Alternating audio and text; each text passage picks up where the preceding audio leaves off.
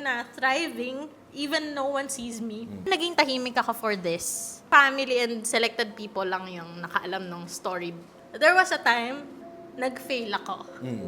How I prayed so much for it, yet hindi ko siya nakuha. So parang gumuho lahat nung plano ko, lahat ng vinivision ko sa sarili ko, and no one sees me that time. I chose to. Pinili kong maging tahimik. Yung future na inaasam ko. Bigla na lang result, wala na. Still, sobrang grateful ko.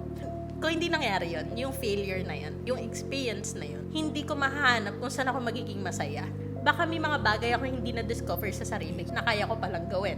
Baka sobrang limitado ng mundo na ginagalawan ko ngayon. Pero ganun siguro talaga yung life in general. Yung hanapin kung saan ikaw magiging proud sa sarili mo. Gather enough courage and strength. I failed. I learned from it. Now I rose again and I'm ready for life.